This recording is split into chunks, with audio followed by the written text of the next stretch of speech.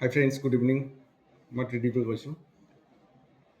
আজি কিছুদিন আগত কৈছিলোঁ যে অহা দিনকেইটাত অলপ সময় উলিয়াই মেনেজমেণ্ট বিজনেছ স্কুলৰ ওপৰত কথা পাতিম আৰু different subjects courses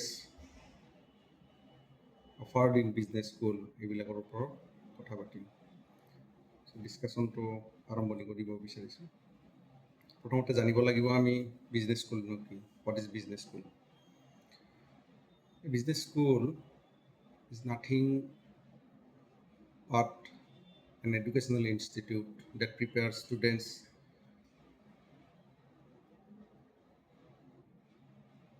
to do business,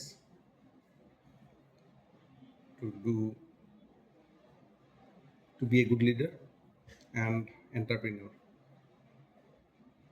In these courses or in this period of time, in the various subjects are taught under the courses of BBA and MBA. In this period of their study, like in BBA and MBA, they get to know all the subjects of management, like starting from human resource, finance, management, MIS, supply chain, distribution, sales and marketing, organization behavior, accounts, finance, everything. আৰু এইখিনি সময়ৰ ভিতৰত তেওঁলোকক prepare কৰা হয় two be good leader হোৱাৰ কাৰণে, মেনেজমেণ্টটো run কেনেকৈ কৰিব পাৰি তাৰ কাৰণে, আৰু এণ্টাৰপ্ৰিনিয়ৰ কেনেকৈ হ'ব পাৰি। As time goes on they get to know' everything. এই সময়বিলাকৰ ভিতৰত তেওঁলোকক আকৌ বিভিন্ন কোম্পানীৰ পঠোৱাই তাতে তেওঁলোকক কেছ ষ্টাডি কৰিব দিয়া যায়, কিছুমান প্ৰজেক্টছ দিয়া যায় যে এনেকুৱা চিটুৱেশ্যন ক্ৰিয়েট কৰি তাতে প্ৰজেক্ট কৰা, আৰু সেইটো কেছ ষ্টাডি বুলি কোৱা হয়। ফাইনেল ইয়াৰৰ ষ্টুডেণ্টে এইবিলাক লাষ্টত দিব লাগে। তো এইখিনি থুলমূলকৈ গ'লোঁ। বিজনেছ স্কুলত কি শিকোৱা হয়? তাতে মেনেজমেণ্ট শিকোৱা হয়, যেনেকৈ আপোনাৰ বিজনেছ স্কুলত BBA শিকোৱা হয়, MBA শিকোৱা হয়, PGDBM বুলি এটা কোৰ্চ আছে য'ত আপোনাৰ ডিপ্ল'মা কৰিব পাৰি 1 বছৰত মেনেজমেণ্টৰ ওপৰত। তাৰপিছত আপোনাৰ আছে যিবিলাক অলৰেডি এংগেজড লিডাৰ আছে, তেওঁলোকে বিভিন্ন অৰ্গেনাইজেশ্যনত কৰ্পৰেটছত কাম কৰি আছে, তেওঁলোকক মেনেজমেণ্ট অৰ্গেনাইজেশ্যন সম্পৰ্কে অলপ জ্ঞান দিয়াৰ কাৰণে তেওঁলোকক লিডাৰশ্বিপ ডেভেলপমেণ্ট প্ৰগ্ৰেম কৰা হয়, যেনেকৈ IIM আছে বিভিন্ন আপোনাৰ ষ্টেটত, সেইবিলাকত পঠাই দিয়া হয়। 6 মাহৰ কোৰ্চ কৰে, 3 মাহৰ কোৰ্চ কৰে, লাৰ্ণ কৰি আহে আৰু তেওঁলোকে ডিপ্ল'মা দিয়া হয়। এই জানাৰ পিছত এতিয়া আমি আৰম্ভণি কৰিব পাৰিম যে এতিয়া বিজনেছটো কি, হোৱাট ইজ এ বিজনেছ। বিজনেছটো হ'ল something to get profit, something to earn money. Business সেইকাৰণে কৰা যায়, আৰু বিজনেছ সেইকাৰণে কৰা যায় মানুহে জীৱনৰ প্ৰফেশ্যন হিচাপে লৈ পেলাই তেওঁলোকে বিজনেছটো আৰম্ভণি কৰি আগুৱাই লৈ যায়।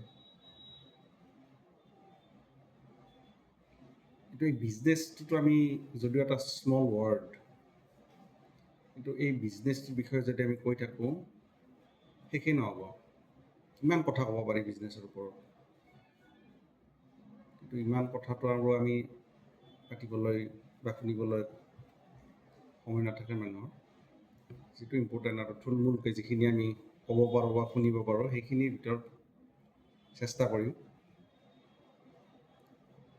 এতিয়া বিজনেছটো গম পালোঁ আমি, বিজনেছ কৰা যায় প্ৰফিট কৰাৰ কাৰণে, বিজনেছ কৰা যায় পইচা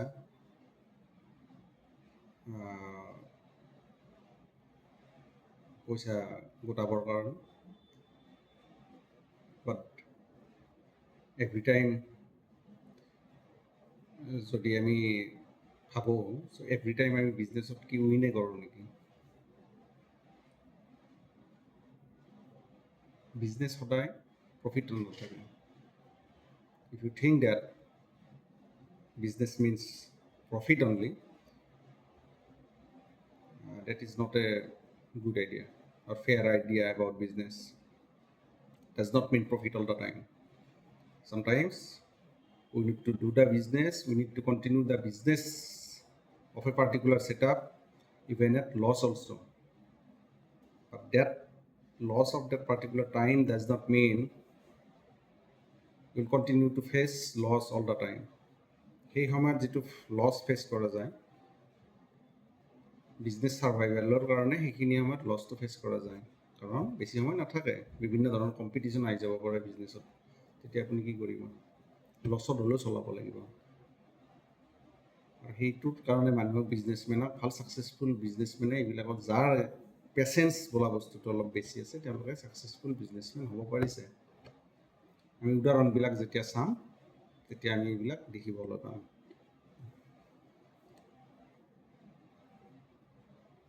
তো business all the time business does not mean profit, এইটো আমি গম পালোঁ। মানুহ এজনৰ ছাপ'জ 45 years 50 years হৈছে, তেওঁ বিজনেছ এটা কৰি আছে, ফেমিলি আছে, আৰু তেওঁৰ ফেমিলি লিগেচি আছে বিজনেছটো। তেওঁৰ দেউতাকে কৰিছিল, দেউতাকে কৰিছিল, লিগেচি মেইনটেইন কৰি চলি যাই আছে। কিবা এটা কাৰণত বিজনেছ লছ হ'ল, but does it mean that তেওঁ বিজনেছটো এৰি বেলেগ প্ৰফেশ্যনত গুচি যাব suddenly? It can not happen. তাৰ কাৰণে এটা লাগিব, আপোনাৰ বুদ্ধি থাকিব লাগিব, ইউজ কৰিব লাগিব। ছাৰ্ভাইভেল মোডত কেনেকৈ বিজনেছটো চলাই নিব টাফ টাইমত, সেইটো আপুনি জানিব লাগিব। তেতিয়া আপোনাৰ বিজনেছটো আগত গৈ আকৌ প্ৰফিটেবল মোডত আহি যাব, কাৰণ বিজনেছত কম্পিটিশ্যন থাকেই। এতিয়া আহিছোঁ বিজনেছ টাইপবিলাক কি কি আছে। মেইনলি আমি 3টা টাইপত ৰাখিব পাৰোঁ। স্মল স্কেল বিজনেছ বুলি ক'ব পাৰোঁ প্ৰথমতে, য'ত আপোনাৰ ৰেষ্টুৰেণ্টছ, সৰু সৰু গ্ৰ'চাৰিজ, শ্বপছ, পাৰ্লাৰ, গাড়ী মটৰৰ সৰু সুৰা দোকান,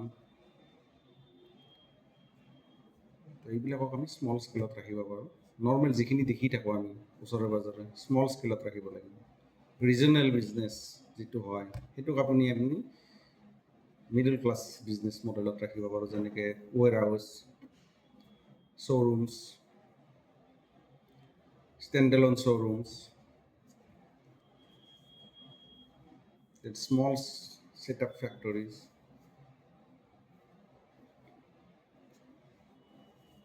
then some small nursing homes and clinics, য'ত আপোনাৰ 7-8জন ডক্টৰক বহাইছে, ফাৰ্মাচীও আছে, আৰু ইমাৰ্জেঞ্চি কেয়াৰৰ কাৰণেও 2-3খন বেড আছে। মিডল ক্লাছ ৰাখি দিয়ক। Large scale business, big corporates, banks, offices, corporate tie-ups, corporate hospitals, এইবিলাকক আমি লাৰ্জ স্কেলত ৰাখিব লাগিব।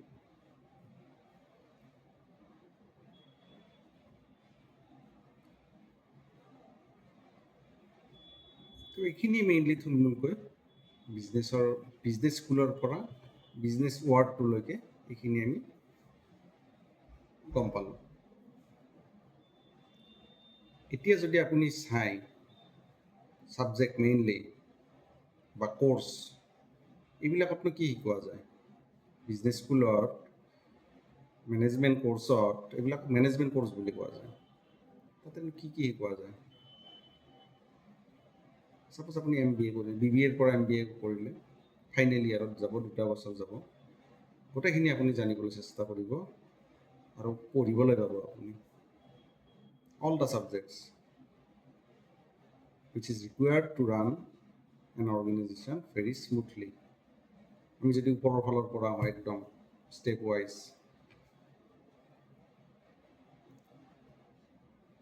সেইকেইটা মই থুলমূলকৈ আজি জাষ্ট সংক্ষেপে কৈ দিম। সেইকেইটা হ'ল, ছাপ'জ আপুনি অৰ্গেনাইজেশ্যন এটাত চলিবৰ কাৰণে কি কিনো বস্তু লাগে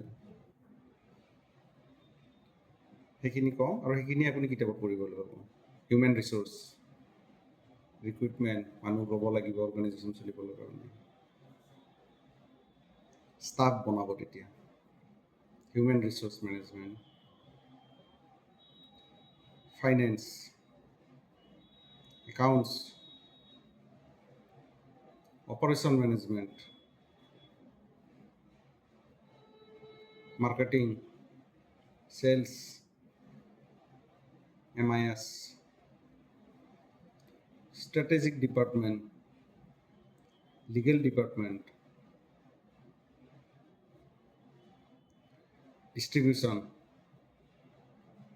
supply chain management, procurement team, and most importantly, administrative management.